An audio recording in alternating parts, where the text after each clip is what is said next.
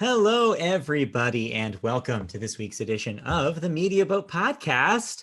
Today is June the 2nd. Yes, we are in June 2021. And if you don't know what the Media Boat Podcast is, and this is episode 282, I believe. So thank you for joining us. If you don't know what the Media Boat Podcast is, the Media Boat Podcast is, as the name implies, a podcast about media, including movies, television, video games, and music, not necessarily in that order. My name is Matt. With me is Mike. I'm Mike. He's Matt. We have quite a lot to talk about. Lots of thoughts. I think we have thoughts on everything.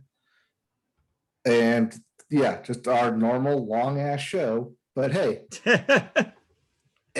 But you love it. You love to see it.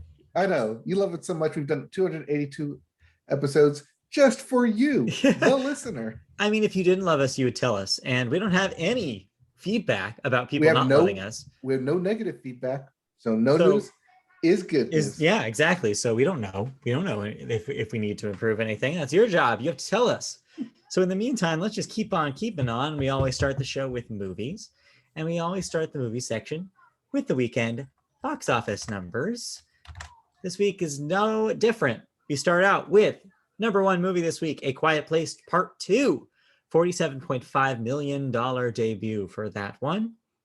Number two, Cruella comes in at $21.5 million in its debut. Plus whatever Disney Plus premium premium revenue. Mm-hmm. Speaking of Disney Plus Premium, number three, Raya and the Last Dragon keeps scooting along with another $2.3 million. That's sitting at $51 million domestic. Yes, that means A Quiet Place Part 2 in 1 week almost made what Raya the Last Dragon has made the entire run. Yes, but Raya and the Last Dragon actually went up this week because it was down to like 1.4 last week. Yeah. So improvements. People are seeing movies again. We'll get to that in a moment. Before we do, the rest of your top five. Number four, Spiral with another $2.2 million. That's at 19 domestic. Wrath of Man at number five, $2.1 million.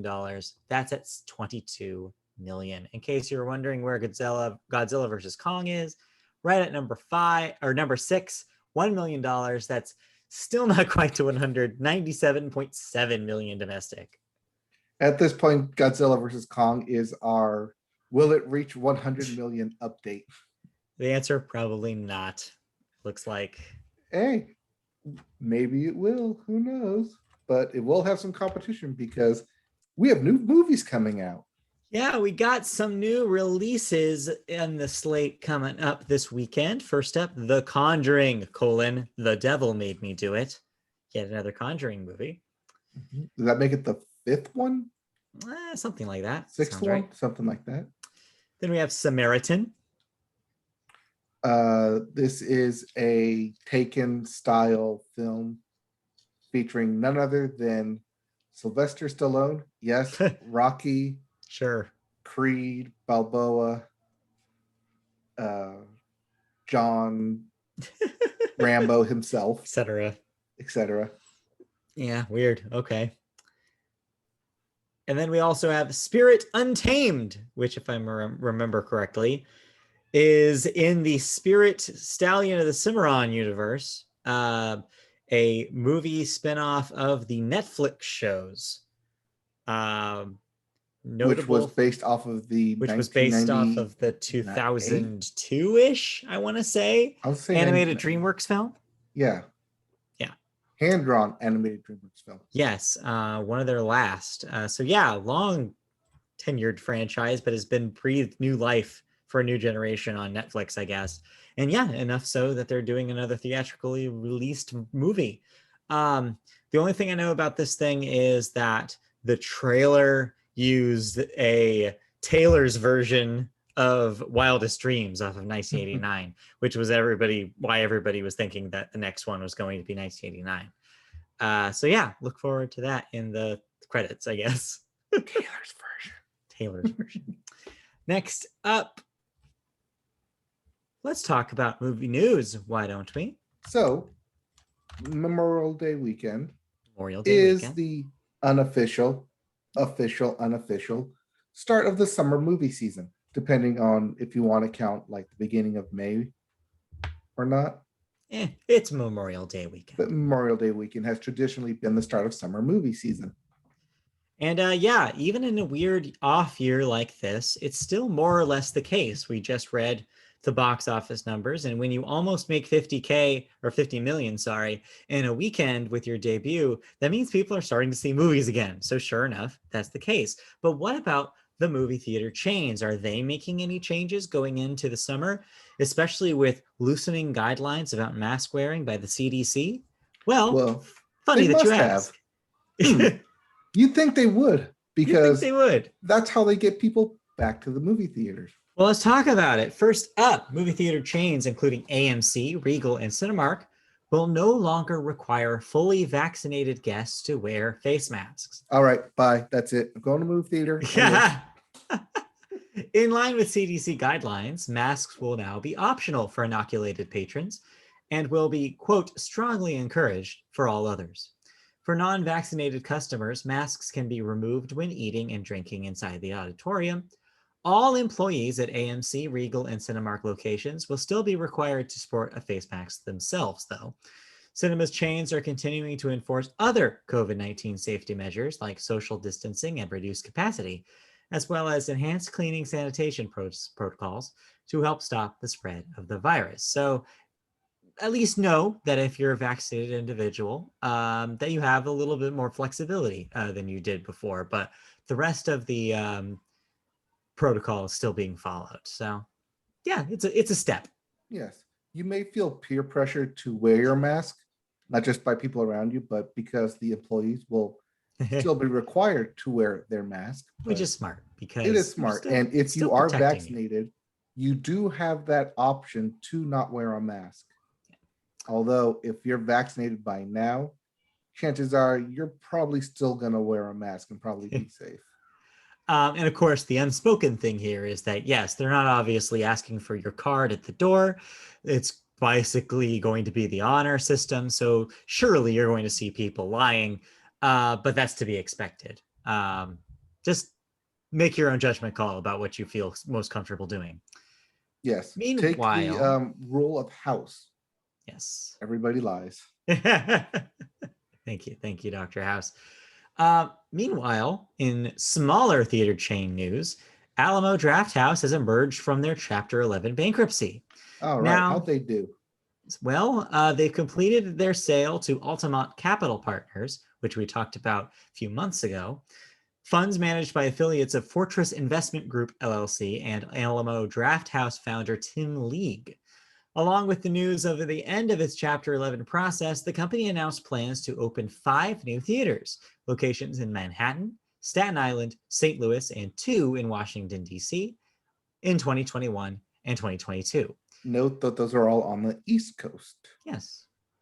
Alamo Drafthouse Long in the Works Manhattan location is expected to open this fall, located in the financial district in Lower Manhattan.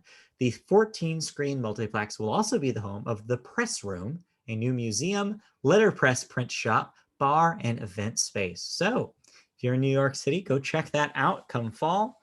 Otherwise, good to see that Alamo Drafthouse lives and will remain being an institution going forward.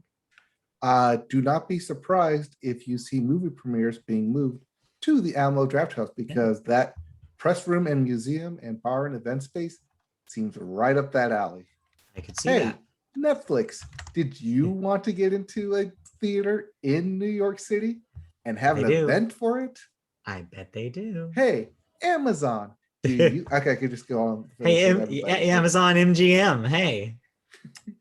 Anyway, well, yeah, positive story overall. I mean, again, use caution when going to movie theaters. This does not give you a free pass, but that being said, at least now we're kind of moving the ball towards back to normal in movie theaters, slowly but surely. Yes, and just real briefly, asterisk here for global events. Las Vegas, as of June 1st, completely mask-free. Mask at your own discretion. I'm not going to say mask-free. Yeah. Mask at your own discretion. There's no more rules stating you have to wear a mask in Las Vegas. That being said, it's Las Vegas. Chaos happens. including, as we talked about last week, the Army of the Dead. Who knows what's going on there? Hey, I heard that what happens there stays there. Is that true? Except for herpes. That shit will come back with you. Well, and COVID-19 turns and out. COVID. But I think for the most part, other than that, all stadiums, well, we'll get this into baseball, Stews, but yeah, in June, roughly all baseball stadiums will be allowing full capacity. But we'll talk about more about what's going full capacity later in the show. Yes, we will. For now, let's move on to our second story here, which is a little update about one of our Media Boat favorites, Ava Duvernay, and her Array studio, and the next step they're taking with Google to help up-and-coming creatives. Did you say Google? I did say Google. So Ava Duvernay's Array studio has partnered with Google to create a new $500,000 feature film grant available to up-and-coming creatives from historically underrepresented communities. The endowment, referred to as the Array plus Google Feature Film Grant, not super creative, but what are you going to do? Oh, we'll talk about super creative later. Yeah. Will provide funds allowing the recipient to produce their first full-length feature. The initiative speaks to ongoing efforts on the part of Array and Google to help amplify marginalized voices, thereby building toward a more equitable and inclusive artistic community. The production to be funded through the grant will be powered by Array Crew, the database that Ava Duvernay created to help hiring managers easily access underrepresented film and TV professionals. So, pretty cool. Yeah, this is one of those feel-good stories. Good, even though it is specifically Ava Duvernay and Google, who is technically outside of the film industry. Yeah. This is a way for them to not only get their foot in the door, but show that they're expressing multicultural views. Yeah. Underrepresented views. This is a positive, no matter how you spin it. Yeah. We like to have little stories like that every once in a while about grants and endowments and things. It's good to know that the next generation is being taken care of. So yeah. Oh, right. In that case, we do have one little thought for you. Now, I don't think this counts as a movie. You've put this in the movie section. I think this is a television thought. Possibly, but it is feature length. So is it a movie? No. This is what my ruling is. All so right, maybe we'll keep that for television. All right, we'll move it to television then. So instead, on that note, let's move to television and let's talk about sports first. All right, sports is being sports balled. Sports Corner, and sports happened all over the place this week, starting with the Indy 500. Helio Castroneves. Did I pronounce that wrong? Castroneves. Okay. You got that right. Helio, aka Spider-Man. Oh, Spider-Man. Finished first in the 105th running of the Indianapolis 500, marking his fourth win on the track. And I saw a little bit of news saying that he's one of only a handful of people to ever win 4 times. One of 4 other people. I don't think anyone's ever won 5 times on the track, from what I saw. Yeah. But his nickname is Spider-Man because after he wins, he climbs the net. Or the fencing. Nice. Him and his crew climb the fencing, so he's nicknamed Spider-Man. Very cool, Spider-Man. Congratulations. Yep. Indy 500 and the Coke 600 always run on Memorial Weekend on the same day. Fun fact, there have been times when someone has driven in both races. Not this year. Not this year, but that it has happened. It has happened before. Speaking of things that have already happened, you may recall a few weeks ago we talked about how the MLB had moved the All-Star game from Atlanta after the controversial bill passed about abortion rights. Was that an abortion rights bill? Or voting rights. The voting rights. Well, apparently the city of Atlanta doesn't think that it's over quite yet because they have filed a lawsuit against Major League Baseball to request that the All-Star game return to Atlanta immediately, or the defendants will pay $100 million in damages to local and state small businesses. And this to me sounds like this is going to go absolutely nowhere. Quite possibly. MLB already made the change to send it to Coors Field in Colorado. Yes. So, I mean, technically they could move it back, but with it being literally a month away, Yeah. I don't see that happening. It seems unlikely. And also, I don't know if Atlanta really has a case there that it would, I mean, yes, it would be a swell in local business revenue, but I don't know how much money they can actually prove. I don't know how much they can prove here that would have that they're losing here. I mean, you can see how much Colorado gets Yeah. boosting income Compare and it. say that could have been ours. You can also look at past All-Star games Yeah. and say that could have been ours. I mean, worst case scenario here, or I shouldn't say worst case scenario. I would say most likely scenario here is they don't get the All-Star game. It stays in Colorado. It happens, and then afterwards, Major League Baseball just settles for some sort of money. I can imagine something like that. They will settle out of court for undisclosed amount of some Yes, money. undisclosed amount of money. Meanwhile, in sports, probably the biggest story in sports this week, Well, Naomi if you heard Osaka. about it, Yes, I heard this, about it. it is the biggest story in sports. Naomi, bleh.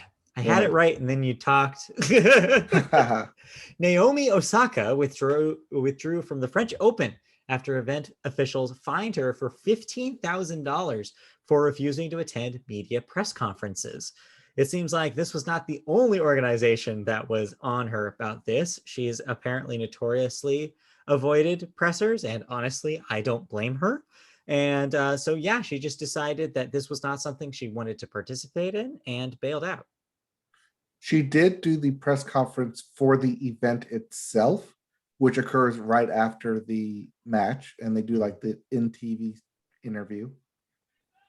But then after that, players are supposed to go to the press room to do continuous press conferences after that.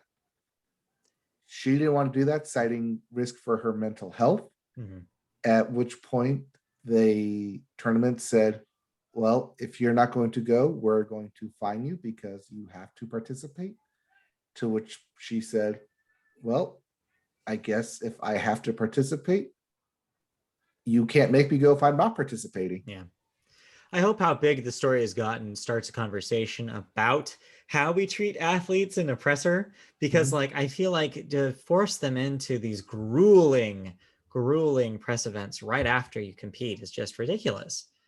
It's so much on these people, and if they don't feel comfortable doing it, they shouldn't be forced to do it. This was also the first round where she dominated because she's Naomi Osaka. Right. She's like top 10 in the world, if not number 1 at this point.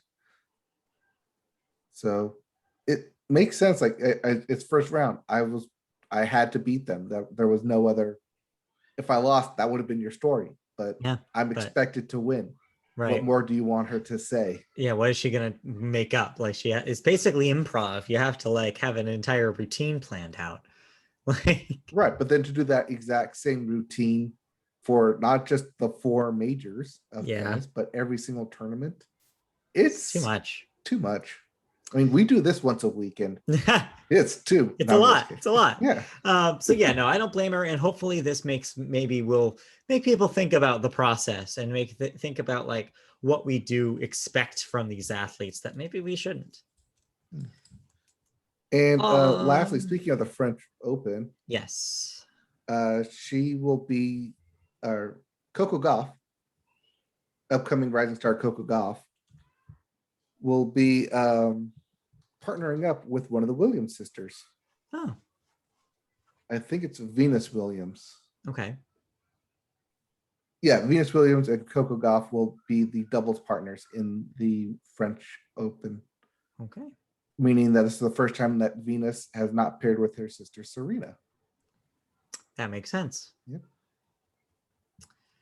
Well, moving out of tennis and into soccer, specifically Champion League European soccer, Chelsea has beaten Manchester City to win the UEFA Champions League. Congratulations. Now go hire Ted Lasso. Not quite. Not quite. No. But then, that being said, Ted Lasso, I think, is this month. Yeah, it's coming very quick. Yep. So excited for that. And then lastly, in sports, or as more specifically, sports entertainment, WWE has announced the return of live crowds for their shows with a 25-city tour beginning in July. Note about this, though, Most is of those that are in Texas. yeah, but a note about this is that recent news has said that apparently the organization is starting to let go a lot of wrestlers.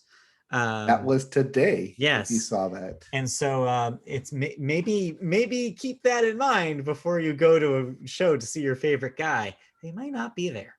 Well, the big name that was released today was Braun Strowman, the Express, the huge juggernaut of a man, was released, and Ruby Riott. Both of them, Braun and Ruby, competed in WrestleMania this past year, and Braun last WrestleMania was competing for the Universal World Championship, and now he's out.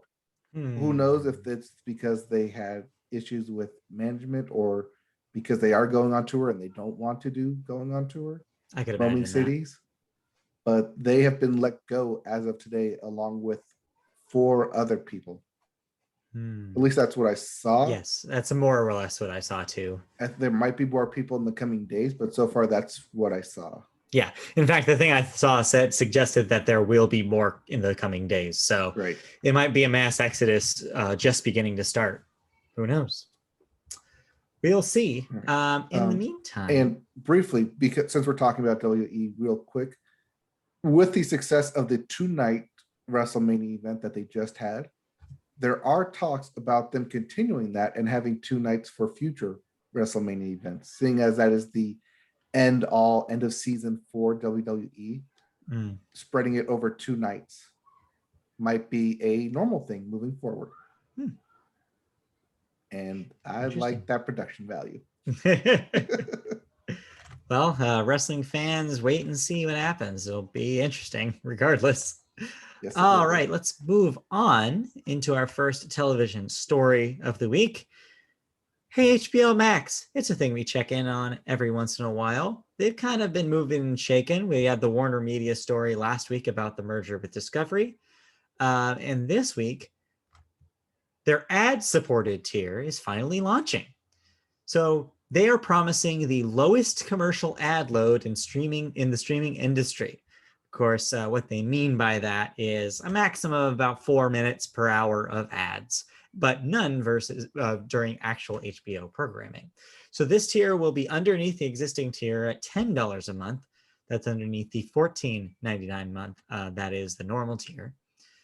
And that puts it in the same neighborhood about for Peacock and Discovery, what they're charging for their ad-supported versions as well. So makes about the same amount of sense. One caveat about this ad-supported tier that may lose a lot of people, though, is that you're not going to get the day and date release of new movies with the ad-supported tier. So that means the upcoming releases of Space Jam and In the Heights, you won't see them on the ad-supported tier, only that $15 a month ad-free tier. So this will not interfere with any of the Warner Brothers Discovery joint venture that we talked about, at least not yet. We'll see how that grows as we go on. I would not be surprised if at some point a bunch of Discovery content just finds its way there and maybe they shutter Discovery Plus as we know it right now.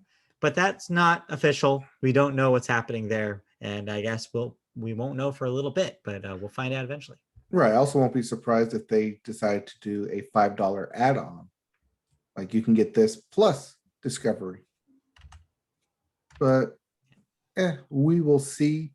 At least not until next year, until that deal actually closes in 2022. Right. That being said, they did reveal the name of the new company they want to form. Yeah, so I guess they're just calling it Warner Brothers Discovery. And they launched with it. Well, okay. There's an asterisk to this story. So later I found out that this is not a logo per se. They said it was a word mark, which if you know anything about weird trademark law, those are different things. Basically, this is just for corporate level stuff. You're probably going to see the continued use of the existing Discovery and Warner Brothers brands as they are already now on individual pieces of content. You're probably not going to see this logo outside of company insignia on press releases, for example. Kind of think like how nobody ever called a new Warner Brothers movie in 2000 a AOL Time Warner joint. No, that was the corporate name. Warner Brothers was still the studio. That's still going to be the case here. Right. It's just how Disney releases everything under Buena Vista, even though Buena Vista isn't really a thing anymore. It's a distributor, yeah, and it's never been really a company. So yeah, it's complex, and most people don't even think about it because it doesn't affect their daily lives. But a bunch of dorks on the internet thought the logo was stupid, and so they decided to talk about it. Not just the logo, but the tagline as well. Yes. Stuff that dreams are made of, because they want to remind you of all the movies that they made and yeah, there's like nostalgic feelings about them. You know what would have been a better title for this? I feel like we can workshop a better title out of this.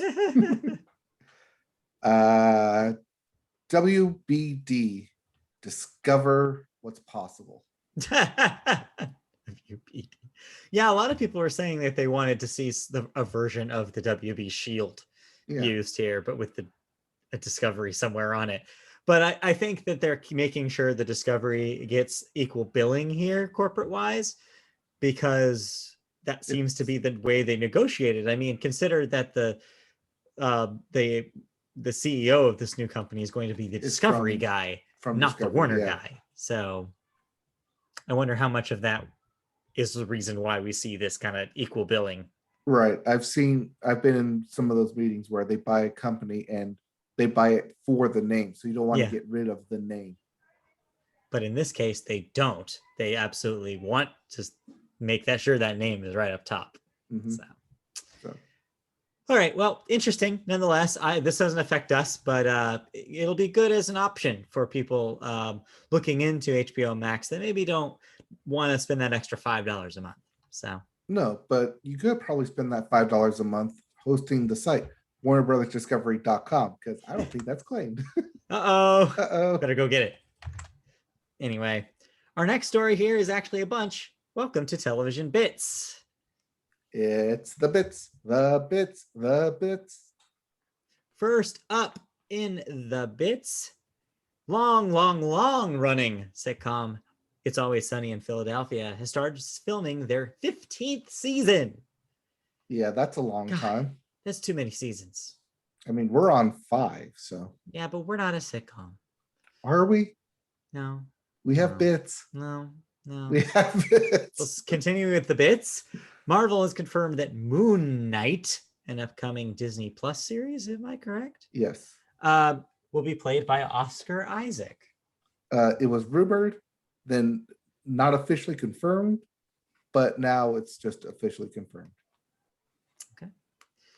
Belarus member BTRC has been suspended from Eurovision, or at least was suspended from Eurovision. Eurovision is over. For suppression of media freedom. Do you know what happened here? Suppression for the next season. Oh, okay. They're suspended for the next season. Belarus members of the media have been quietly turning away journalists in a not so quiet fashion that they got found out. So I see. Eurovision, being that of Europe, does not like media suppression, because that is seen as fascism, and they already went through that in the 1940s. Been there, done that. Been there, done that. See how that works. Didn't like it. But yeah. Interesting, nonetheless. Next up, Christopher McDonald has joined the cast of Marvel's Secret Invasion series for Disney Plus. If that name doesn't sound familiar, you know him better as Shooter McGavin from Happy Gilmore. I see.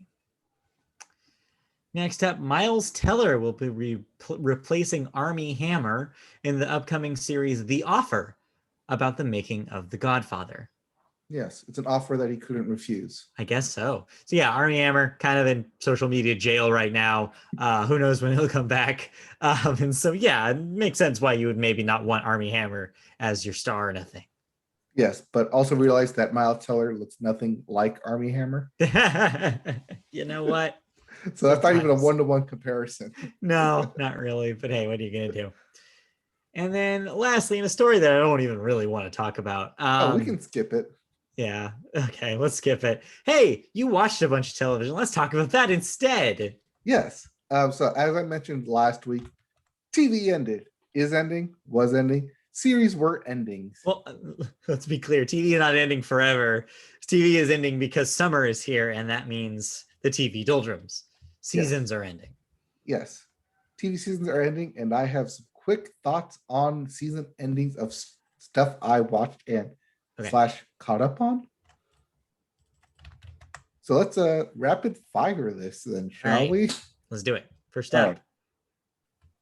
We're just going to go up in order here. First up, This Is Us. Continues to be one of my favorite shows on TV. Okay. Very impactful, very moving, very touching, very almost over, as the next season, sixth season, will be its finale, has been confirmed to be its finale. That's it. Creators have said they will not move any more stories. They will not do TV or a TV movie or anything like that. They're going to wrap it up from the next season. And seeing as they always do this kind of look forward to at the end of every season, like look forward to like the future, like the future stuff. Lots of things are going to change in this next season, but then again, it's This Is Us, and things are always very dramatic. It's drama soup. Delicious. Drama. It's very delicious. Delicious soup drama. Soup. It's like thick and hearty and just lays it on, but you just love it so much because it makes you feel good. Good to know. Next up, The Good Doctor. This is season 4, I believe, of The Good Doctor. We already talked about it being renewed for 2 more seasons, so we get a lot more Good Doctor, and continues to be the medical show that I continue to watch, mainly because of David Shore, who did House, and very similar to that. Yeah. But I don't see this thing ending anytime soon, as long as they keep bringing in medical mysteries. Yeah. Everyone seems to enjoy their roles. I like the change up from the new cast that they introduced for this season. They did pare it down. They brought in 6 people initially over the course of the season, pared it down to 4, 3, 1, 2, 2, 1. into 3 now. So they lost half of the new cast, but that does mean that they can bring in some new people and work them in as well. At the very end, I did see a lot of hard cuts that they had to make because of Richard Schiff, which we talked here, who got COVID during production. Right. A lot of his stuff towards the end of the season did seem to feel a bit rushed because of those choices they had to make production-wise. That being said, he seems to be better. I haven't heard any bad news from it, so hopefully next season, more from him. You have said that being said a lot in this podcast, just letting you know. That being said, I have more to talk about. What else do you got? Well, because I always I give so much information. And all that being said, I still like it. Yes. Because all that being said, I still like The Circle. So this isn't new. This is just me catching up from Netflix shows, because this was the beginning of the year, and I think I figured out why I like it, and it's that they have no rule book. Yeah. They have a set structure, but they can change the rules at any time in any ways, and sometimes it works out good for players. Sometimes it works out bad for players. In the first season, everyone who was a catfish, they all caught except for one person. This season, spoilers, but yeah, they were all catfished by each other and kicked all the authentic people out. Yeah. Except for one person.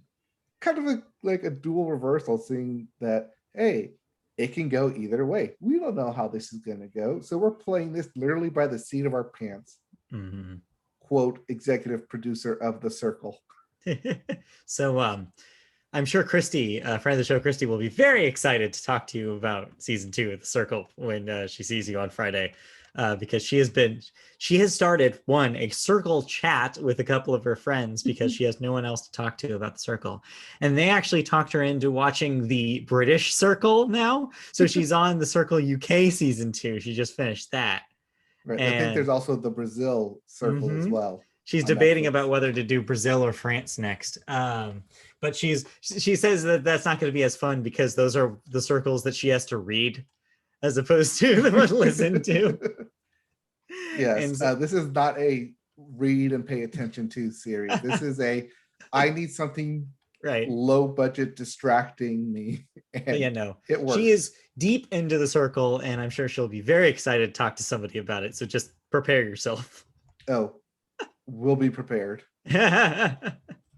Anyway, speaking of things being prepared, 911 emergency response are always repaired. Repaired. They're always repaired too. Yes. So this past season, much like with the Good Doctor, they started off with doing COVID, I won't say special episodes, but COVID related episodes. While This Is Us and the Good Doctor kind of moved forward from those episodes, 911 did not. And every episode, because it's supposed to be shot in real time, in real 2020 time, I'm throwing huge air quotes up here for those podcast listeners. But because it's supposed to represent in real time in 2020, every single time they went out, they were wearing masks. Every single time they treated a patient, they did it under COVID protocols. This is Ryan Murphy production, and I really appreciate that attention to detail, especially when dealing with first responders who, as we've in real life seen in the past summer, last summer specifically, before they started production, got a lot of unwanted press. Well, necessary press. Right, yeah. They were kind of everywhere because they were needed so badly. Right. And so to keep that authenticity for the time being, it makes it feel grounded, makes it feel real, which adds to that delicious soup drama that I love. Drama soup. Drama soup. Thick and hearty, and you just lay it on there. But yeah, continue to like 911, and I believe that thing is not going to stop. Because it's based in a firehouse, they can easily and have added people, can take away people, can rotate people in and out, and keep it fresh. And that is exciting, and I look forward to this show for years to come. Cool. As I continue to do. All right. What else? What else did I watch? Yes. Disney Plus revival, revamp, renew? Yeah. Reimagining. No, it's not really reimagining because it exists in the same, it's like a sequel, I guess. It's a sequel that takes place 20 years later, 25 years later. So yeah, you talked about starting this, but now you have finished it. Yes. The series has come to a close. I'm talking about The Mighty Ducks Game Changers. I'm not sure if there's a colon or not, but I'm going to throw a colon in there. Yeah, there's a colon, sure. The Mighty Ducks : Game Changers. What started off as a kind of faithful adaptation into a series of a down on their luck kind of ragtag group of hockey players in Minnesota evolved into a down on their luck team who take on the actual like Pee Wee Hockey Mighty Ducks for their naming rights, if they can. I'm not sure. What? Yeah, the series kind of goes like off the rails because they has to circle back to them becoming the Mighty Ducks, right? Because if you don't do that, are you really watching the Mighty Ducks? If they don't become the Mighty Ducks by the end. Yeah. Not a spoiler, by the way, because they heavily lay it on that. Oh, I'm sure. Oh, you're not a real duck. Oh, that's not what the real ducks are about. You guys don't represent the real ducks. You just stop doing that. It's laid on thick constantly, so it was not a shocking surprise, or was how they got the name and kind of won overall in the end. Could have done a lot more with cameos.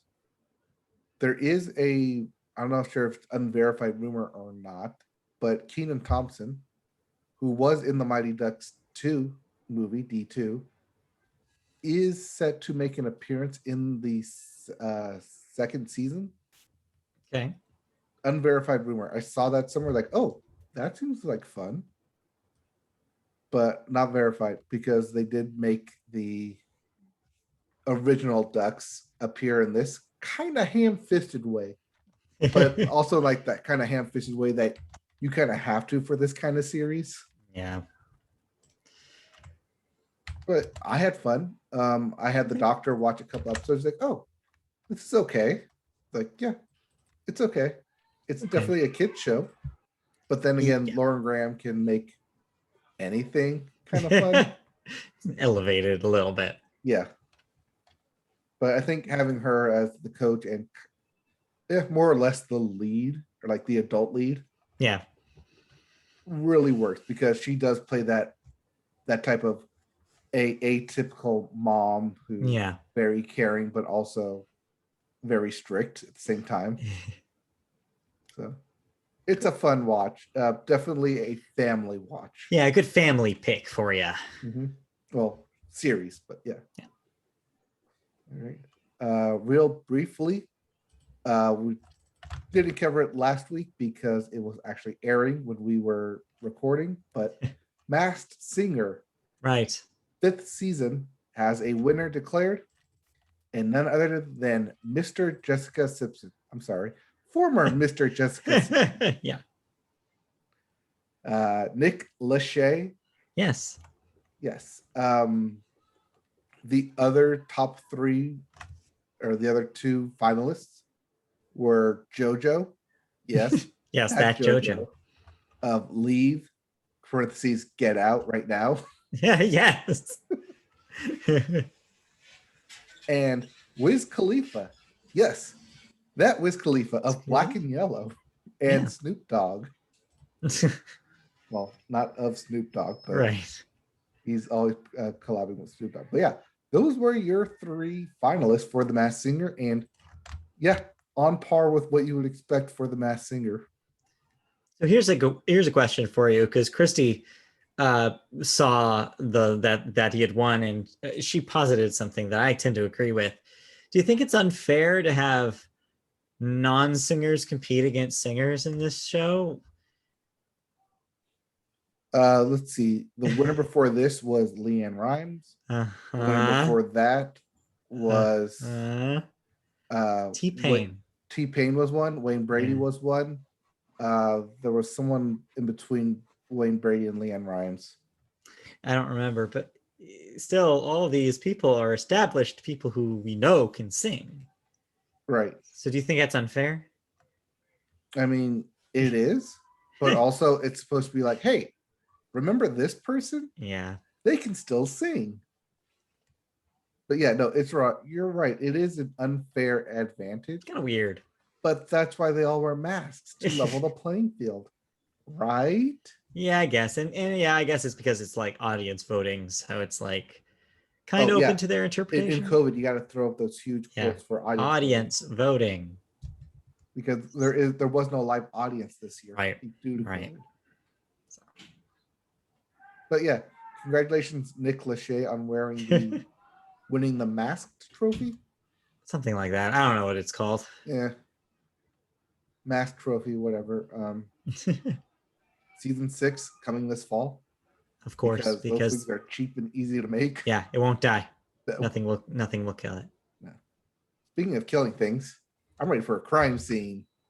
Oh no. In the kitchen. What? Yeah, Fox's new reality show, Crime Scene Kitchen, premiered. It's crazy. It's also kind of stupid. Okay, sounds stupid. So one of my favorite challenges in Hell's Kitchen is the Taste It Now Make It challenge. Yes, you love the Taste It Now Make It. I love it, Taste It Now Make It. Now, what if it was Taste It Now Make It without showing you what I made?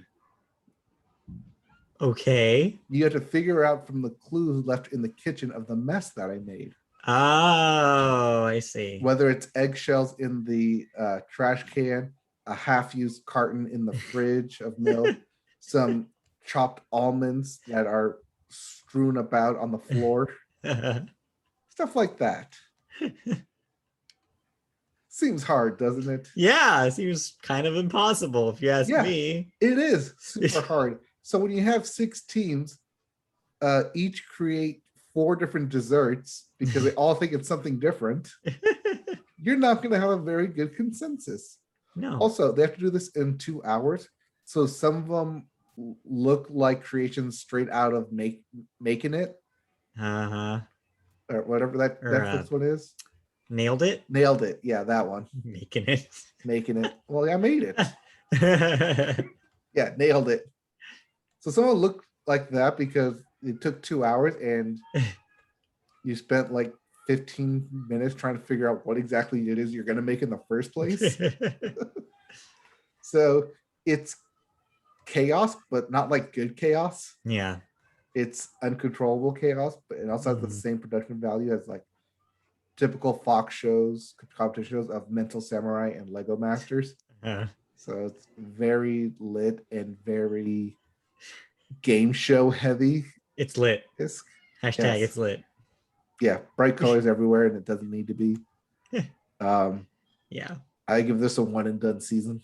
Ooh, okay. I didn't like it. I didn't enjoy it. I don't see right. myself tuning back into it. So even though I like the concept of the taste it now make it, yeah, it doesn't quite work for me. Not the same. No. But what is the same and more of the same, and I'm glad it's back, and I think you're glad it's back too. Lego Masters Season 2. Lego Masters. It's back.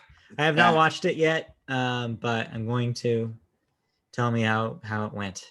If you liked the last season, I did. You're gonna like this season. Cool.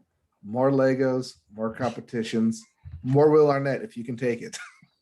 Well, it's a package deal. It is. So mileage may vary on Will Arnett.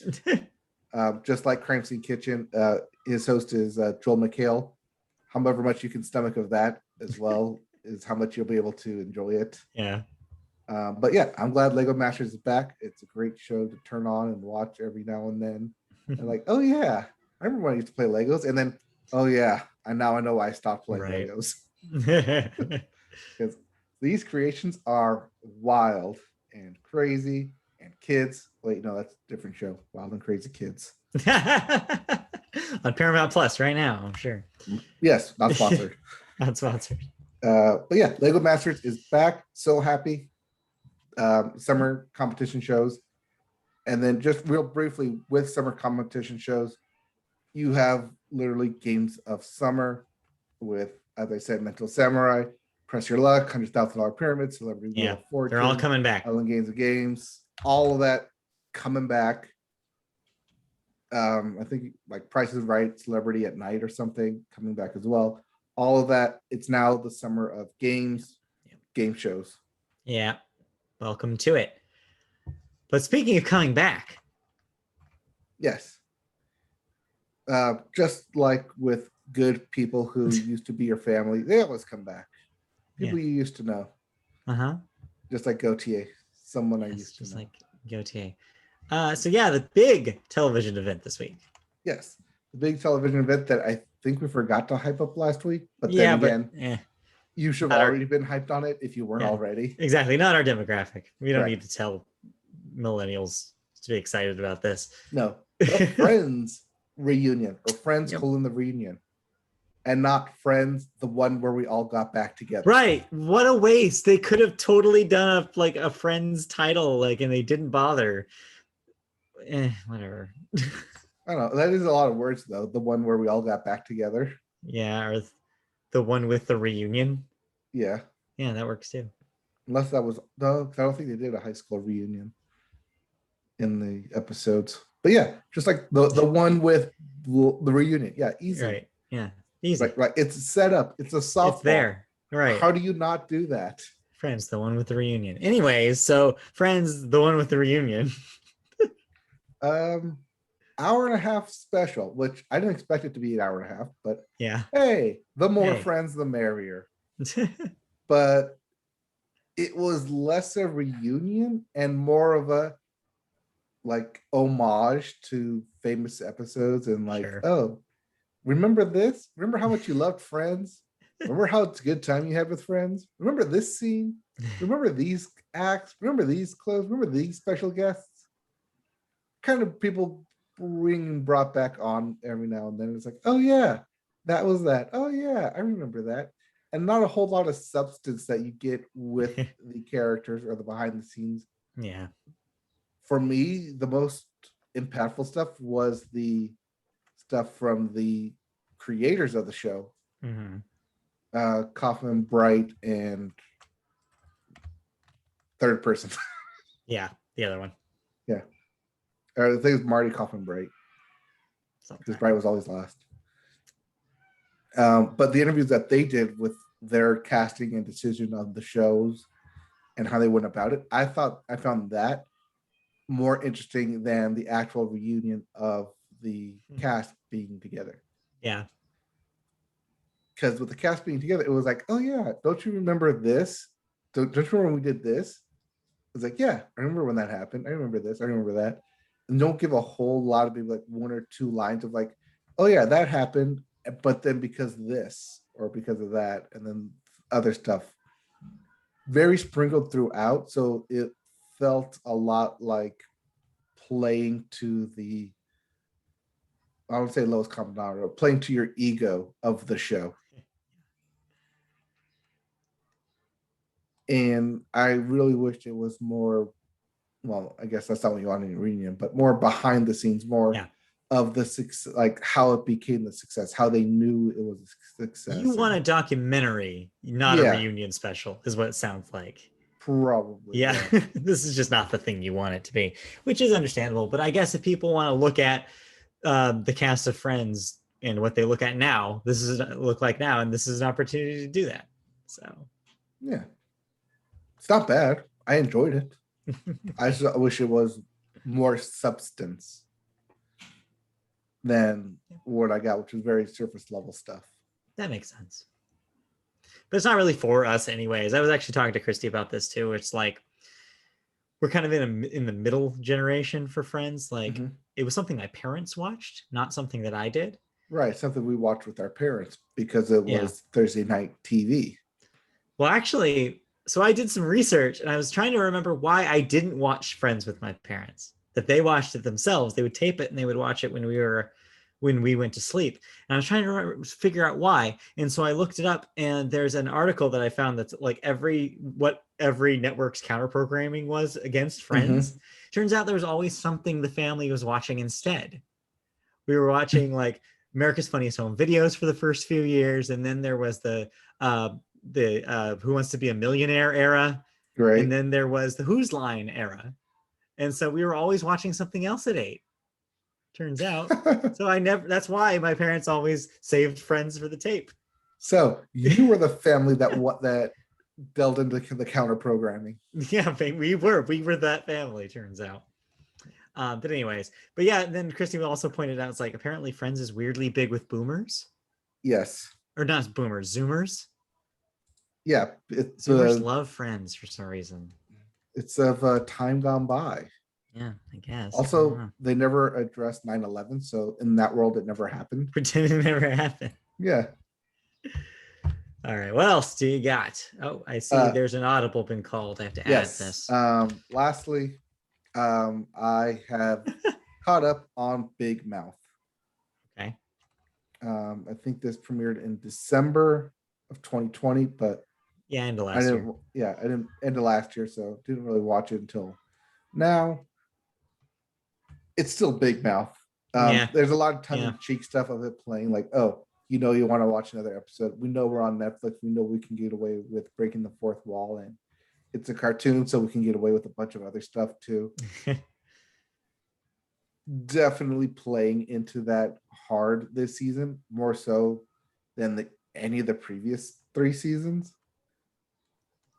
I'm not sure if it works anymore. Once you've seen it, like after the first 1 or 2 seasons, you're like, okay, I Like, get we the know what we're jokes doing here. here. We know what we're dealing with. Yeah. And so by the fourth season, it's like, can this still be fresh? And I think they're hitting kind of that wall of no longer dealing with puberty, but dealing with mental health and Okay.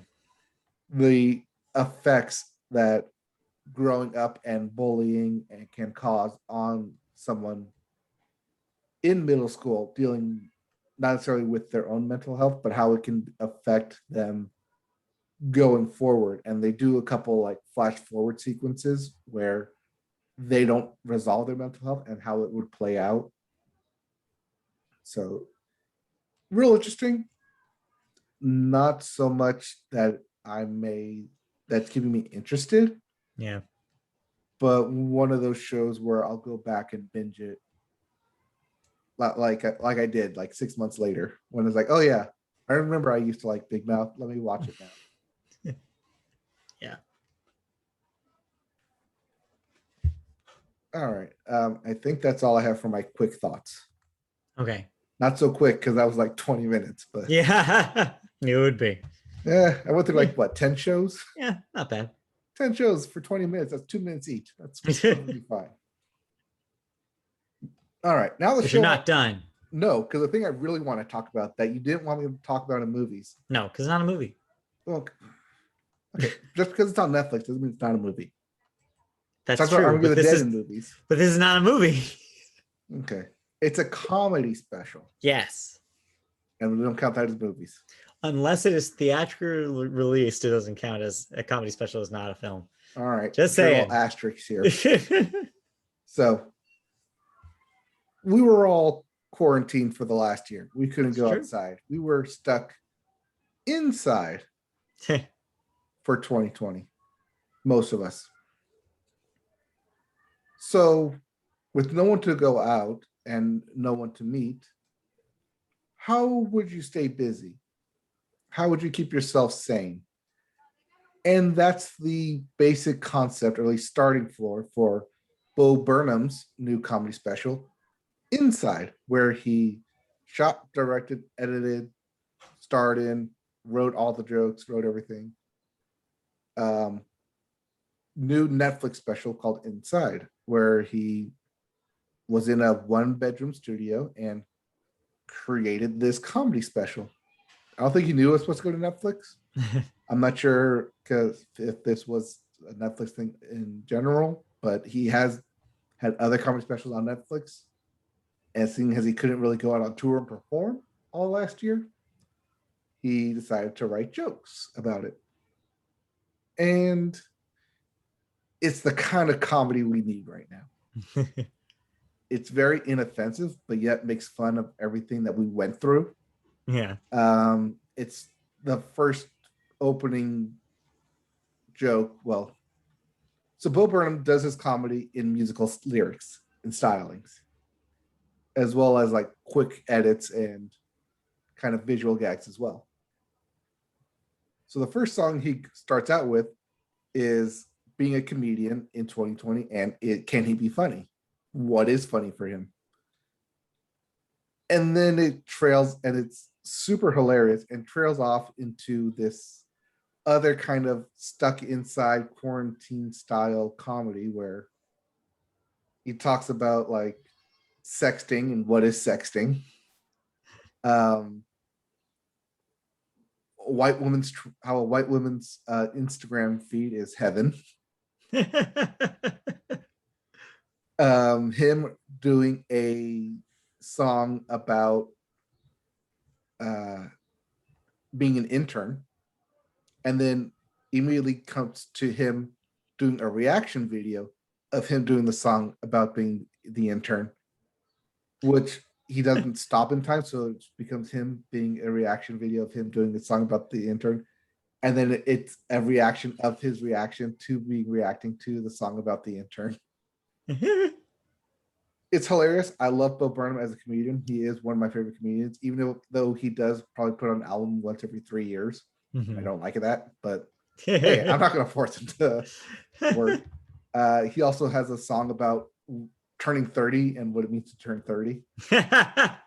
And you're like, man, too real. Yeah, I was like, oh yeah, this is hilarious.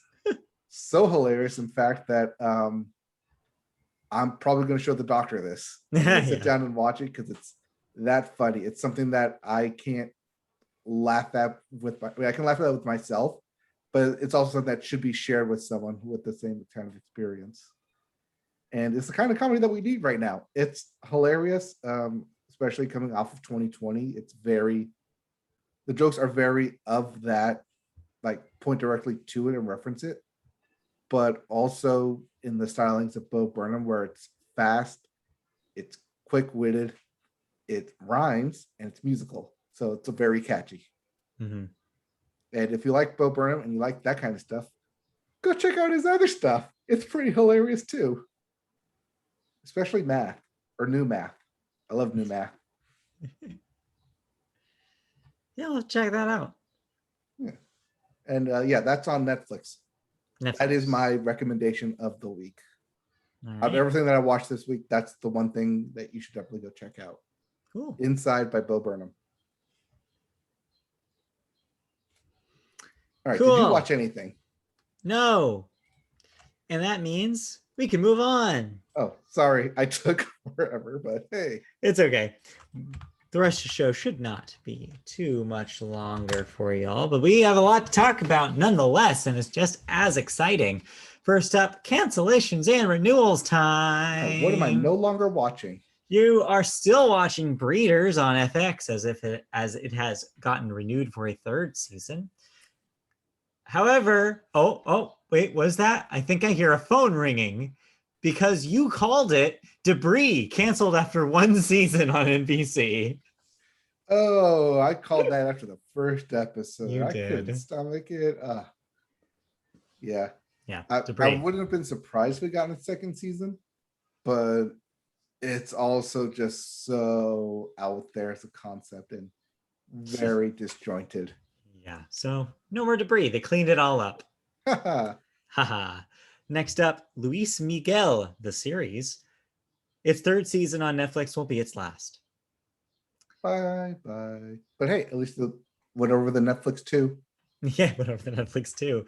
Getting the Apple TV Plus 2, a second season, is The Mosquito Coast. And Showtime is bringing back City on a Hill for a third season. These are shows that people watch. Well, City on the Hill is with Kevin Bacon. Yeah. That delicious Kevin Bacon. Delicious. We have some deaths, unfortunately, to get through real quick here.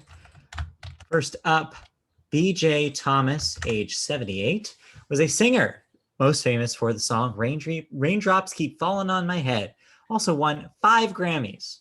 Yeah, everyone knows that song. Yeah. Raindrops keep falling on my head. So, yes. If I keep singing, I will soon be filled with dread. It's true. From demonetization. Yeah, anyway. Also this week, Gavin McLeod? Gavin McLeod, thank you. Age 90, actor, was in The Love Boat, The Mary Tyler Moore Show, McHale's Navy, among others. But yeah, your grandma knows who this is. 90, made it to 90. Good job. Unfortunately, not as old. Joe Lara, age 58, actor in Steel Frontier, Tarzan: The Epic Adventures. Yeah, it's kind of young. Yeah, he was Tarzan in that series, so okay, really well built man. I guess so. To get that role, it'd have to be. Yep. All right, let's move on to the next segment, which is music, and I toss this over to you. And we start music with the Billboard, and we start the Billboard with the Hot 100. And the hottest song in the land is so hot, it could melt like butter. Like butter. Yeah, that's right. Butter from BTS is your number one song this week. Butter.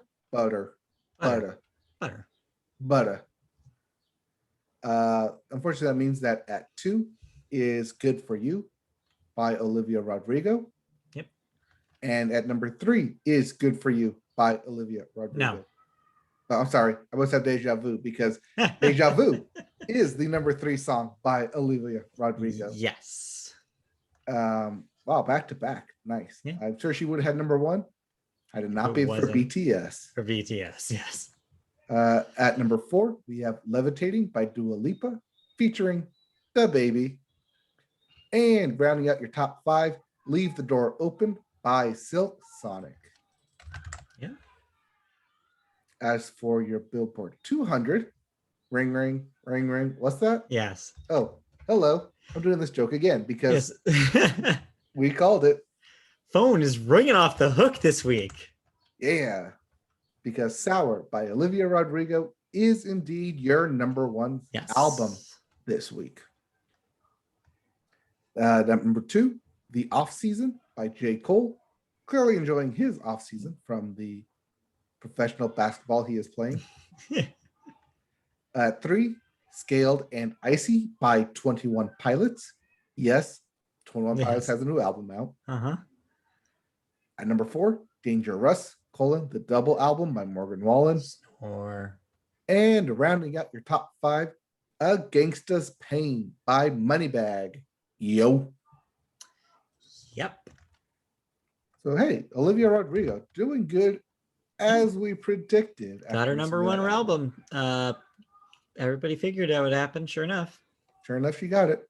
Well, if you didn't like any of those albums, we have new releases. Okay.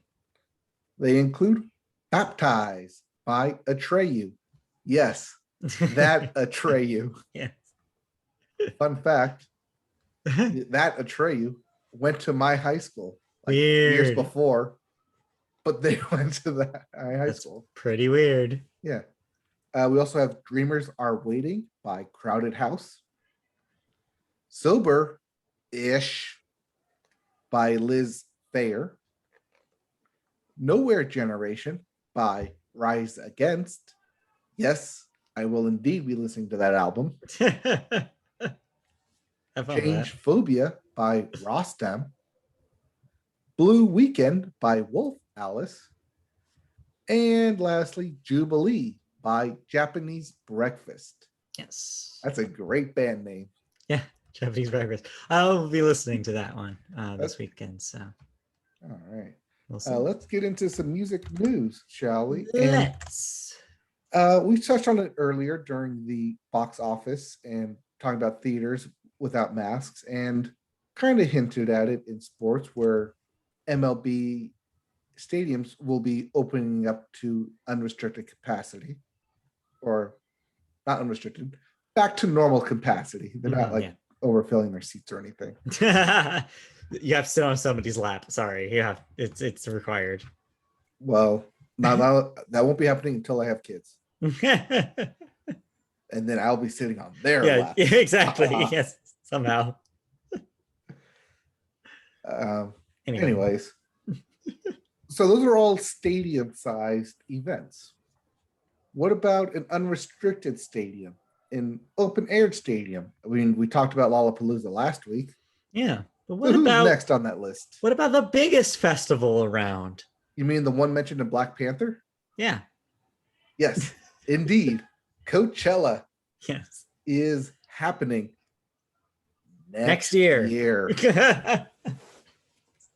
The Coachella Festival has officially moved to April 15th through the 17th for weekend 1 and 22nd through the 24th for weekend 2 in 2022, according to the announcement from promoter Golden Voice.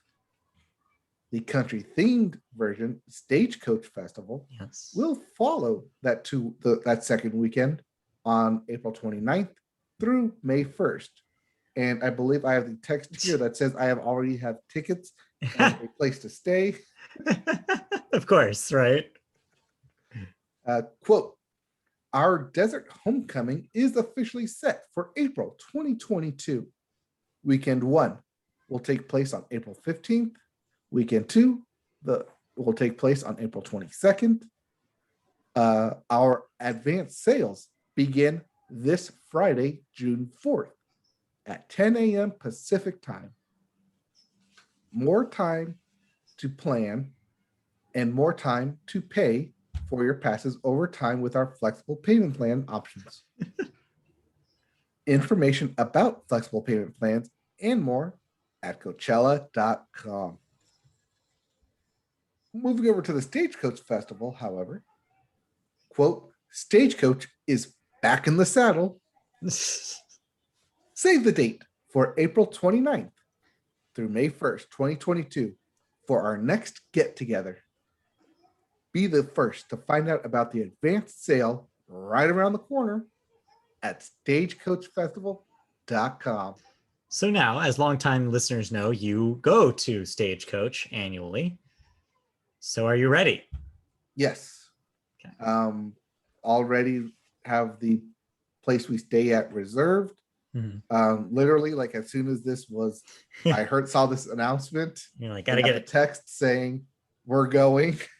And then that night we were already planning who are we gonna bring? What are we gonna do? Who's gonna be there? Start the speculation of the lineups. Are they gonna bring back the same lineup? Are they gonna have different people? Who's touring in the area? Who can they get? Blah blah blah. And I'm just hoping Casey Musgrave shows up at this point. I mean, ideally. She has the new album coming out this year. It would be very nice to have her go back to Stagecoach. Hey, who knows? Maybe she could do Coachella again. Hey, do all 3 weekends. She did that last time. She did it for Golden Hour. I'm just saying. Just saying. Wouldn't it be nice? Well, we'll see what happens. We got a lot of time for them to announce a lineup before next April. So, yeah. I mean, we have the Lollapalooza lineup, which we talked about last week. So if that is our basis that we're going off of, oh boy, I can Might be a big year. It's going to be a big year. Yeah. I expect big names to be coming out to all 3 of these weekends. That being said, I also expect a lot of crowds to be coming out to all 3 of these weekends. Which hopefully by May, more people are vaccinated and it won't feel as weird coming Hopefully. in. Maybe we'll get COVID booster shots by then. Who knows? Who can say? Who can say? I don't know. They put a November date on my second shot stamp. Really? So I don't know what that means. It's like, come back in November. I'm like, are you sure? Maybe that's just 6 months to see how you do. Maybe that's what it is. But still, I looked at it, I was like, oh, cool. 3rd appointment. Great. Anyway, so we'll see what happens. Yep. But yeah, we will have Coachella news and Stagecoach lineups when they get announced. But if you want to be one of those people who just buys the ticket without knowing who's playing, that's this weekend. You could do that. All right. Speaking of buying tickets and not knowing who's playing. For our next story, this is slow Newsweek story. Okay. So, slow Newsweek story. Adam Levine. Always, he is our slow Newsweek story. Whenever we have to bring up Maroon 5 here. Yes. So, Adam Levine. Levine. Well, he's Levine when he's on Maroon 5. He's Levine when he's doing the solo performance. I see. So I guess in this case, he is Adam Levine because he will perform an original song for the upcoming animated feature film. No, not Spirit. No, not Space Jam.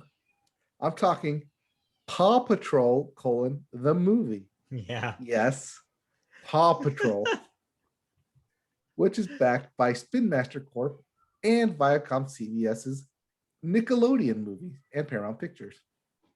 The new song, called Good Mood, was written by Shellback, Savannah Kotek, Oscar Gores, and Adam Levine, and is produced by Shellback and MXM Productions, and Oscar Gores for Wolf Cousins Productions. It is executive produced by Savannah Kotek. Levine, who appears courtesy of Interscope Records, leads the track, which is described as upbeat. In the movie, the heroic pups who make up the Paw Patrol confront their rival, Humdinger, when he becomes mayor of nearby Adventure City. A new Dachshund character, Liberty, will help the team. Dachshund. Yeah. Dachshund. Dachshund. Dachshund. It wiener dog. Yeah. Yeah. Dachshund. Dachshund. Dachshund. Also, Savan Koteka. Yeah. So, Seven Kotek. Savannah. Oh no, there's no extra A. No, you kept calling them Savannah, and I was like, no. Nope, you're right. It's Savan. It's Savan Anyway. Koteka. Anyway, so yeah, that's a stupid story. I didn't even know they were making a Paw Patrol movie, but sure, okay. Well, it's just like the Playmobil movie. We didn't know it was a thing until like a week before it came out. I forgot about the Playmobil movie. Most people try and forget about the Playmobil movie. You saw the Playmobil movie. No, I didn't. I thought you did. I thought you talked about it on this podcast. No, I talked about how I saw that as a thing. Oh, I could have sworn you saw it. I would not go see it like on purpose. Anyway, so yeah, Paw Patrol, Adam Levine, together for the first time. Yay. Yeah. But yeah, really the big music story is that Stagecoach, one of the biggest festivals in the Western Hemisphere, or at least the Western US, is happening. It's Stagecoach happening. And Coachella. Yep. Happening officially. So someone I could possibly a Stagecoach released an album last week. Okay. Chase Rice. Okay, what's the name of it? It's the album. Yeah, but what's Chase Rice has put out? Yeah, but what's the name of it? The name is the album by Chase Rice. The name of the album by Chase Rice is the album by Chase Rice. I don't know why you're being so weird about this and not just telling me the name of his album. I'm trying to tell you that the album by Chase Rice is called The Album by Third Base. Okay. We did the bit. Tell me about The Album by Chase Rice. I don't know why he called this the album. So, country music has certain tiers in terms of artists. Uh-huh. You have the S-class kind of legendary tiers of the ye old school cowboys. Sure, yeah. That you don't really mess with. Right. I'm talking like Alan Jackson, Brooks and Dunn, Reba McEntire, Dolly Parton. Parton, legends. Yeah. Then you have the A-class tier of the new generation, the Eric Churches, the Kenny Chesney, even though he could probably move up to S eventually. He'll get there. He'll get there. He's like a baseball player eligible for the Hall of Fame, but he's not in yet. Yeah. The Albert Pujols. Yeah, exactly. He's the whole Pujols of country music in a lot of ways, actually. In a lot of ways. Casey Musgrave, Florida Georgia Line. Sure, yeah, Ken and Shay even. They've reached that. You're Luke Bryan's. Yeah, you're Luke Bryan's. I recognize that as a name as a country's artist. Sure. You're Carrie Underwood. Yeah. And then you have your B tiers where they're writing songs for those A tiers, but also have songs for themselves. Like Luke Combs, like I don't want to say Dan and Shay again, but they kind of float there. Sure, yeah. Even though they are Grammy winners, but I don't consider them as like that A tier. Who's the other one? Tay and Maddie's up there too. Sure. So they're names that you recognize, but they also write songs for other people. So they're gonna be A's, but they're known as like the singles, your single bases, your one hit, not your one hit wonders, but your 2 to 3 hits off an album, and the rest are kind of like eh. Sure. Then we get to where Chase Rice is, which is around level C. Wow, burn. I don't know how to describe it. Even though I just kind of like give you your listed tier there.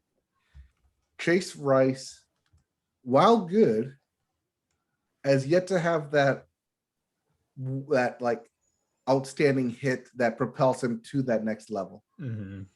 He's yet to put on an album that is the, as we like to call on here, stadium album. Right. The the hard arena. Album, the arena album. We're going to this concert as soon as he puts on tickets album. Yeah. He's yet to have that. This is also not it. This But he called it the album. What more can he do for you? So Chase Rice is an unbelievable artist. He's an unbelievable singer. As in, you cannot believe that he's not good enough. No, yes, as in I do not believe him as an artist. I do not believe him as a singer. I swear, I might have made that joke before. Yeah, you probably made that joke. Also, it's a very like it's a structure that you like. Yes, it is. I think I've just been around you enough now where I can tell when you're starting to make a joke because I'm like, oh, this is a structure that he's a fan of. Right. So yes. he's it's just mediocre. It's just mediocre. Yeah. It's not even like mediocre in like a good way either. It's just a mediocre in a mediocre album. It's forgettable. Is forgivable even the right word? Like he has a song on here called like where he describes his perfect day. Is it called Perfect Day? No, it's not. It's not that obvious. Yeah. It's what is it called? Single load.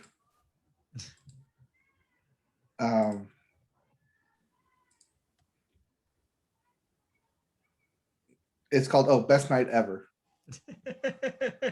Close enough. Close enough. Perfect Day, Best Night Ever. Yeah.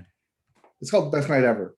But as he's singing it, I don't believe he's having the best night ever. As he sings it, I don't believe it. That's why he's an unbelievable artist, because I just don't believe him when he sings. When SpongeBob SquarePants told us all it was his best day ever, we believed him because it sounded like it.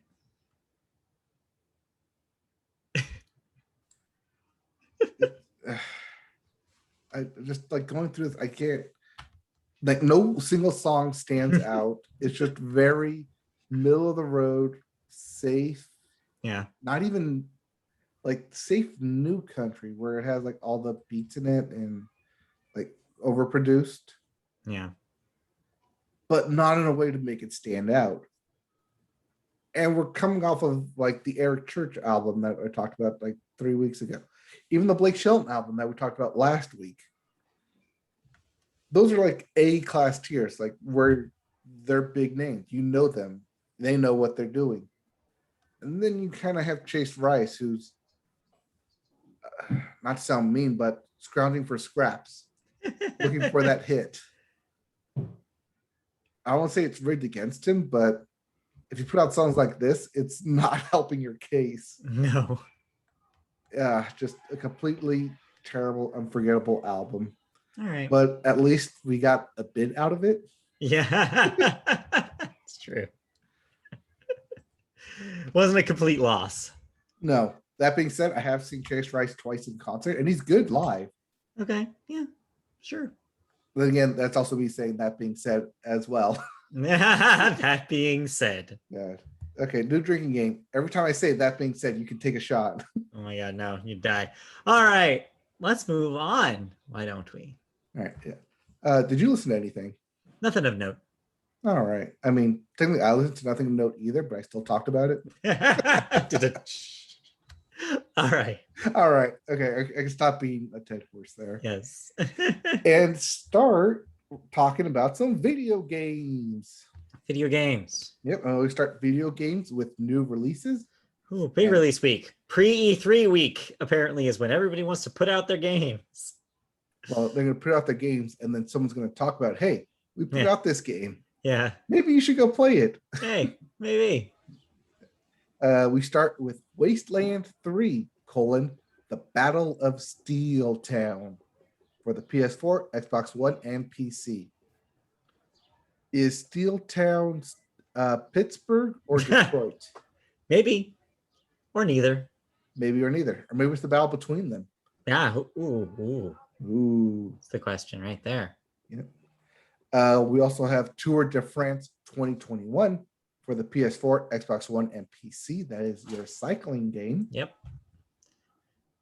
But then again, we also have Pro Cycling Manager 2021 for the PC. Yeah, if there's not enough cycling in the Tour de France game and you want to manage every single part of the simulation, they got you covered with Pro Cycling Manager 2021.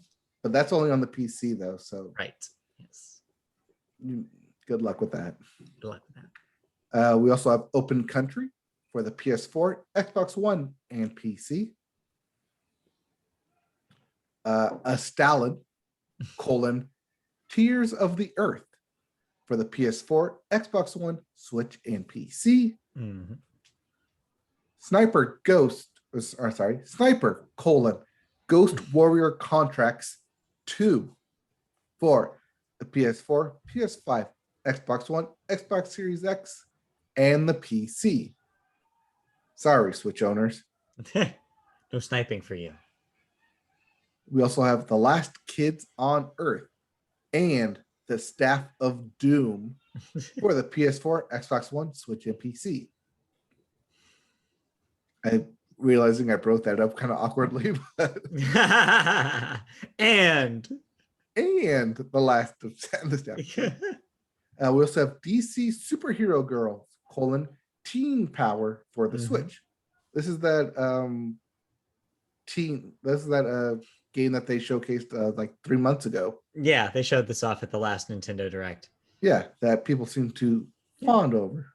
It seems interesting for a licensed game. Could be okay. We also have Backbone for the PC. Got mine right here. Chivalry 2 for the PS4, Xbox One, PS5, Xbox Series X, and PC. That's how you know Chivalry is dead, is because there's a sequel. They didn't get it right the first time. We really nailed it this time. Just wait until you see Chivalry 2.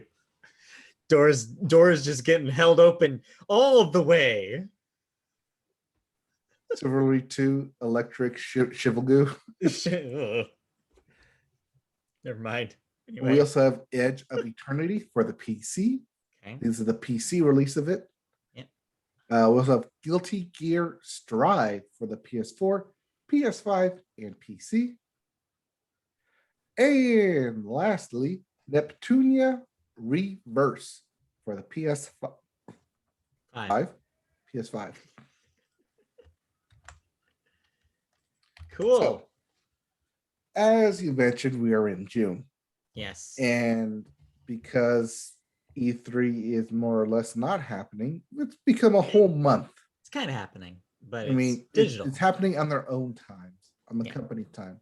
So we have a bunch of E3 pre-E3 news. We'll get more E3 news proper starting the end of next week. But for now, there's so much happening that we have to talk about some bits. The bits. And we start with the big bits. Yeah, sorry for this one. The sour bits. Yeah, sorry for this one. This directly affects you. It does directly affect me, but it might be good because I won't get a console until next year anyways. It gives you time, yeah. Time. Even if they might do a re-release or like a special console release of God of War Ragnarok. Sorry, burying the lead there. God of War Ragnarok delayed to 2022. Most likely this will mean March of 2022, so end of the fiscal year. That would make some sense. Additionally, alongside this news, some confirmation was made that it will also very likely be on the PlayStation 4 as well. The likelihood of it being just a PlayStation 5 exclusive seems very unlikely at this point.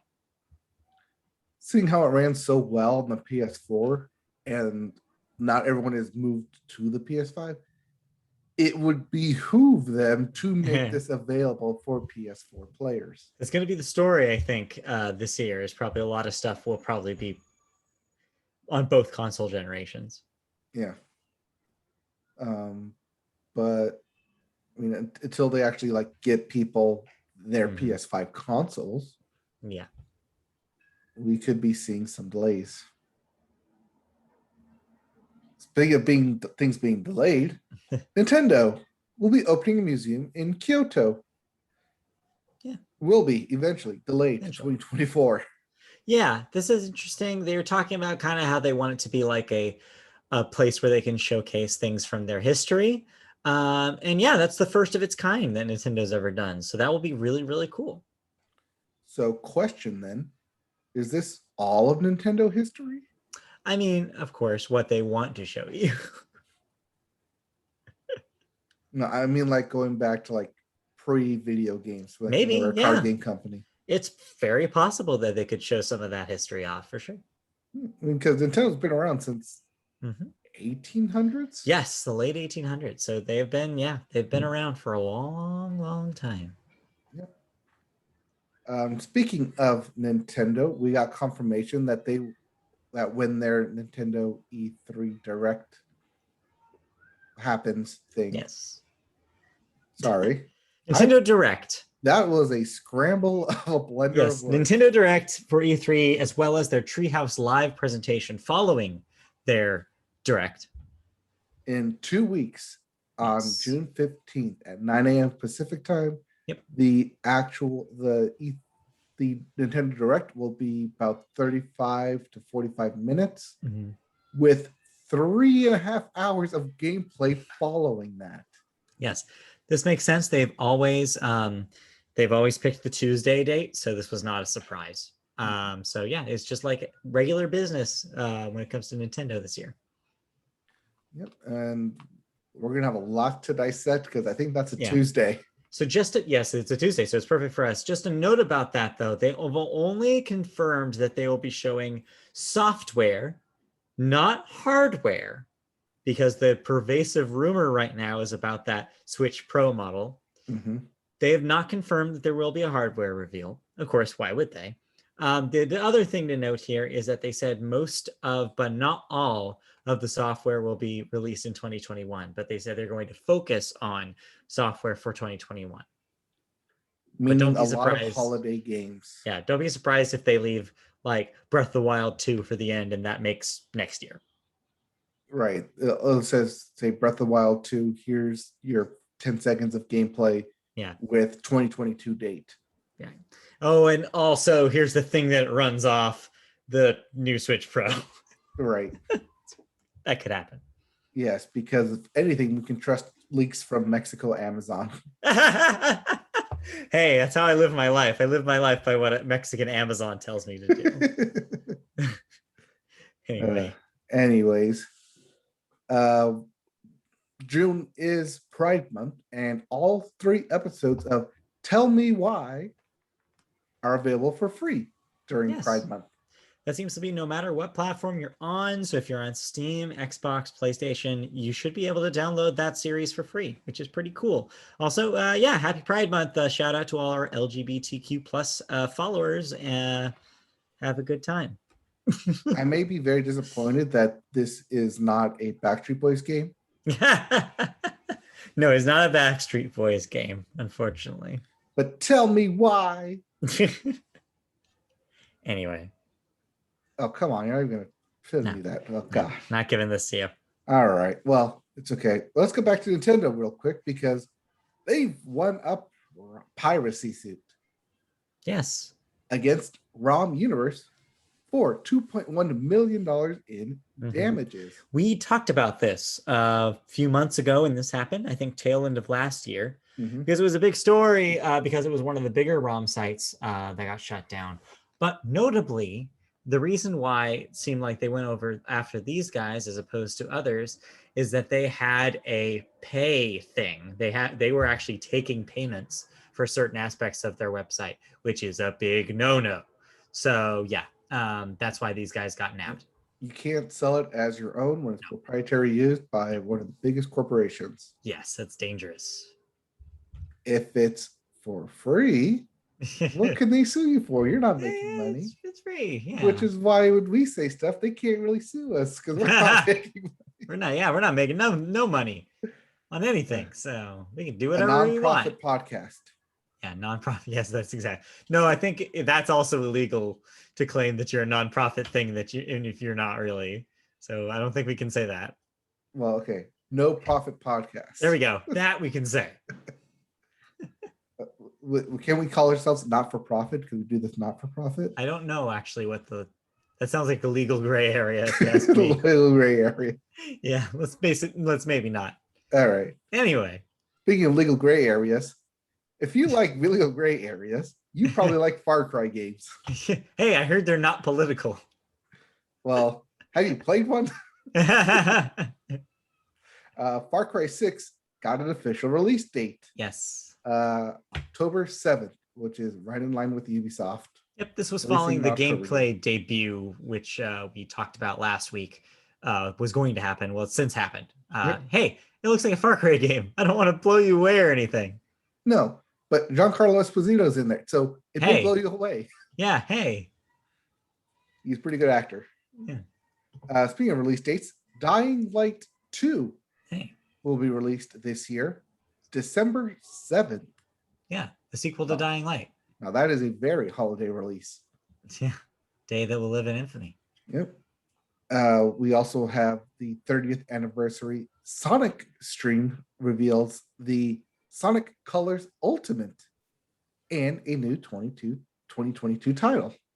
So yeah, they had a 30th anniversary stream for Sonic, and those are the two biggest stories. There was also some Netflix series news and some other media related news. No, the Sonic Colors Ultimate was the thing that I kept seeing. But that was the biggest deal. So yeah, Sonic Colors is a beloved Wii game, I think, originally. It is going to get a re-release with new stuff in it. But yes, and a to this point unnamed 2022 Sonic title that everybody seems convinced is called Sonic Rangers. So that's probably going to be your Sonic game next year. Like Sonic Rescue Rangers? Sure, yes. He hangs out with Chip and Dale, John Mulaney, and who else was that? Bill Hader? Yeah. Did they announce for that? Something like that. Oh no, Andy Samberg. It was Andy Samberg and John Mulaney. I won't be surprised Bill Hader's somewhere in there. Yeah, he'll play there's another character from Chip and Dale. Gadget. No, that's Kristen Wiig. Yeah. Moving on. Speaking of really old games, Dragon Quest. They also had a stream in which they revealed the remake for Dragon Quest 3, as well as a Japan-only new version of Dragon Quest X or 10, or however you want to say it. Important to note that Dragon Quest 10 is technically a MMO, so it's been running for a decade. And this is just the newest version / update of Dragon Quest X, but we've never gotten it worldwide. It's been a Japan exclusive lockdown ever since. Well, not to be outdone, they also announced a new and more adult Dragon Quest 12. Yeah, all we got was a logo here and a statement that said they were going to try to aim more towards an adult's audience for it. So yeah, I'd see a lot of Dark Souls and Monster Hunter inspiration probably in this. I would not be surprised. Yep, I was going with Monster Hunter there. Yeah. And lastly, since we really haven't talked about it, PlayStation. Yeah. Today, or actually yesterday, was June 1st. First Tuesday of every month, they release new games for PS Plus members, and yesterday was no exception. Yes. So you can get, if you are a PlayStation Plus member, Operation Tango for the PlayStation 5. Yep, that's the exclusive PS5 game this month. Virtua Fighters 5: Ultimate Showdown for the PS4. And, drumroll please, because I'm not sure why EA actually let this go, Star Wars Squadrons for the PS4. That's right. It's interesting. The game that released like 4 months ago. It's an interesting choice, but also interesting considering it's on Game Pass as well, because Game Pass subscribers have it through the EA Play program. So yeah, it's nice that there's actually some parity there between PlayStation and Xbox with Star Wars Squadrons, which is good because I'm pretty sure that game has crossplay. So those servers are going to be hopping pretty soon here. I would assume this week into the weekend that don't be surprised to see Star Wars Squadrons kind of jump up everywhere in terms of gameplay. As for the other games, Operation Tango seems like a co-op thing, so I probably won't be playing a whole lot of that. So yes, I don't know anybody else who has a PlayStation 5. And then also Virtua Fighter 5 Ultimate Showdown is actually something they just announced last week. It is a current gen re-release of Virtua Fighter 5 that is a free-to-play model. So despite it being free from PlayStation Plus, the base model is also free on Xbox and PC as well. You can just download it and play it. There is DLC that is paid that unlocks special things that aren't accessible in the free-to-play model. So just know that going in, is that it's technically a free game already. Well, this is also supposed to be the last in the series, but kind of getting a revival, maybe. I mean, yeah, Virtua Fighter is one of those franchises I don't think will ever truly die. I'm sure they'll bring it back when they want to. Well, it's like a 3 to 5 year game that they bring out every now and then. Like, hey, remember this game? Right, yeah. Or it's a big deal. You haven't tried this game out in a while? It's like one of those. Yeah. All right. Did you play anything? No, not really. Just kind of still playing more of the show. We lost the playoffs. The Angels got eliminated by the Astros. The stupid Trastros. Which makes sense. But here's the good news. In this digital version of the 2022 World Series, the Padres beat the Astros. So there you go. So Tatis. Your fake 2022 world champions were the San Diego Padres. So. Just don't tell any Dodger fan that, they'll hurt you. Yeah, the Dodgers somehow got beat. I don't know what happened there, but yeah, well, it makes sense. Tatis is on the cover for this. Yeah. This season. So I wonder if it's weighted a certain way. But yeah, so my pitcher will continue to pitch into the 2023 season now, and yeah, we'll see how I do. We'll see how we do this time. Yeah, how you do. All right. So you played a game? Question mark and played question mark. Yeah. So longtime fans of Media Podcast know that I have an infinity soft spot in my heart for Kingdom Hearts and things related to Kingdom Hearts. Yes. Most people don't know that Kingdom Hearts has a mobile game that has been going on for 5 years.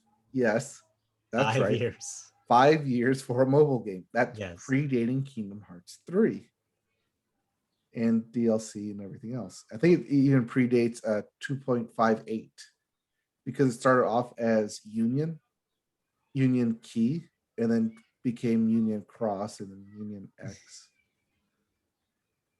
So anyways, mobile browser game Kingdom Hearts Union Key has officially reached its finale. I think we brought this up at the end of last year that it had a end date in mind and they were closing down the servers. So we didn't know when it was going to happen. It was just going to be released and that was it. And this past weekend is exactly what happened. Yeah. The ending was released and it hurt me. It made me cry. Not in like a, oh, that's so beautiful kind of way, but in a, oh God, I've been doing that the whole time kind of way. It did what it needed to do, which was tie back into the series.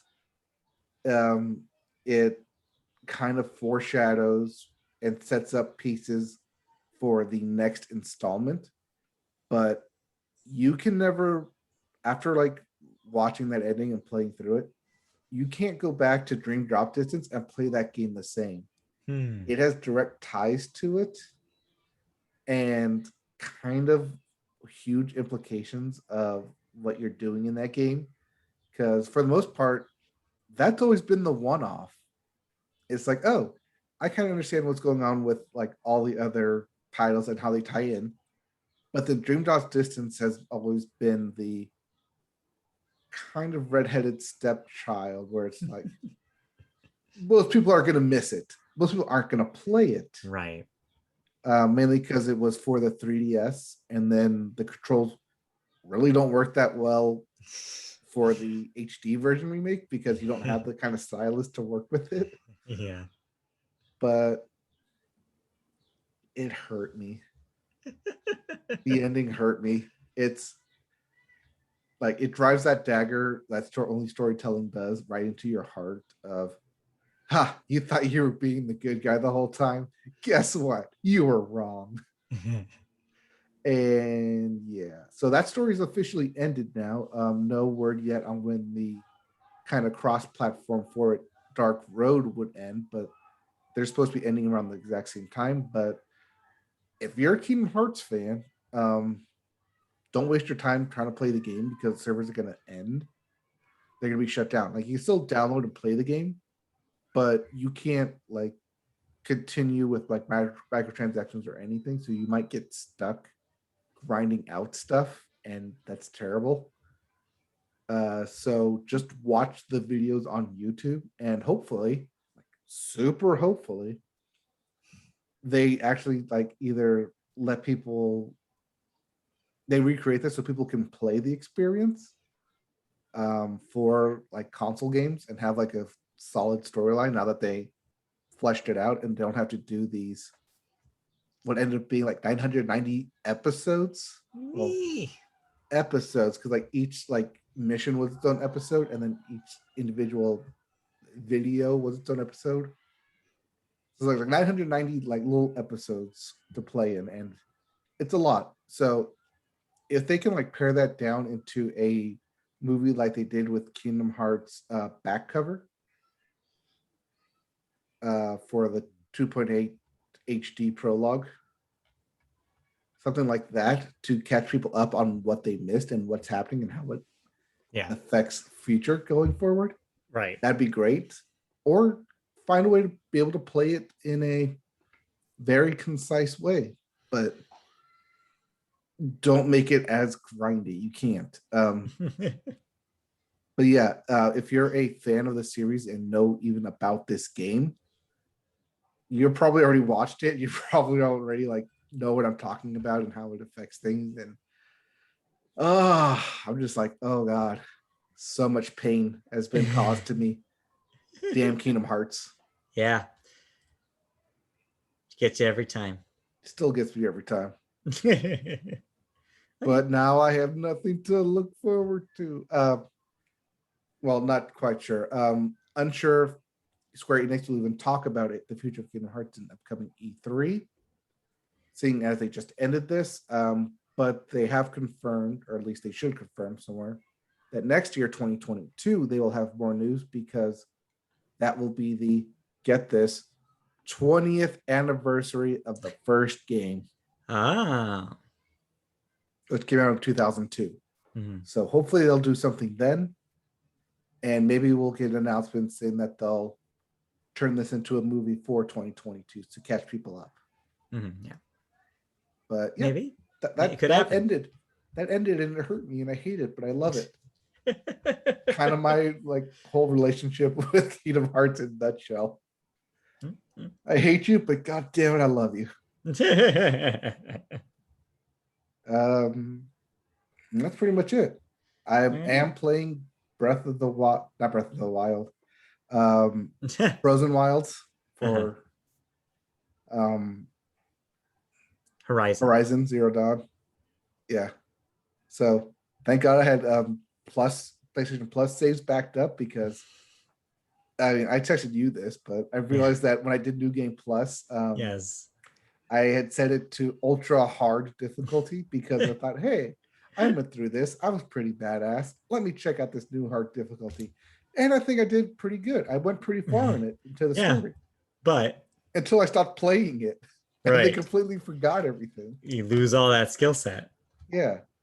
But good thing I had my save from before I beat the game to start New Game Plus. I can just start there and immediately do the DLC and start as overpowered as I like to be. But yeah, I'll be playing that. Not sure if I'm going to stream it yet.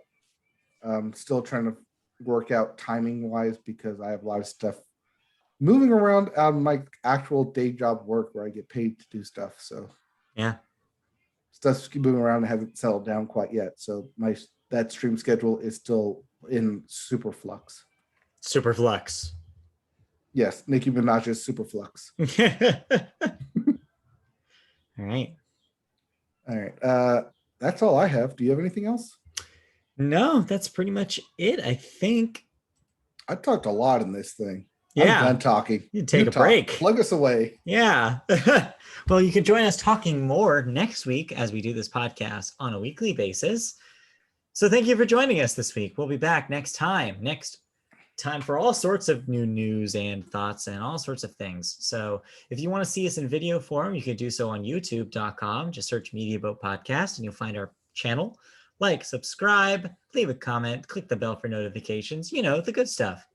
If you want to listen to us in audio form, though, that's even easier. Go to any audio podcast source that you already use, already in the ecosystem for Apple Podcasts, Google, Amazon, iHeartRadio, Spotify, even. Wherever you go, we're there. Media Boat Podcast. Just search that and you'll find us, as well as our archive of our older episodes.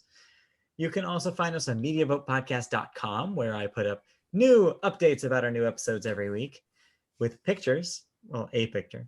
And you can also find us on social media channels like Twitter, where we're at MediaBoatCast, Facebook, where you can find our page by searching Media Boat Podcast. And as you mentioned, every once in a while we stream on twitch.tv/MediaBoat. And that, I believe, will do it. Thank you for joining us. We'll be back next time for more as we inch closer to the summer and closer to E3 and all sorts of wild news and the Olympics at the end of July. We just got a big summer coming for you, so get ready. Big summer, a lot more movie stuff to talk about. Yeah. A lot more big summer movies, big newses. We have albums next week. We're going to listen to that Rise Against album. We're going to listen to the Japanese Breakfast album. So yeah, we have stuff to talk about. Also, just a quick heads up, just to show you that we literally are everywhere. I'm on Deezer. I don't even know what Deezer is. Exactly, but I just typed in Media Boat Podcast and we popped up. So cool. We're everywhere. Great. Cool. All right. So catch us everywhere. We'll catch you next week. Next time. Okay. Bye. Goodbye.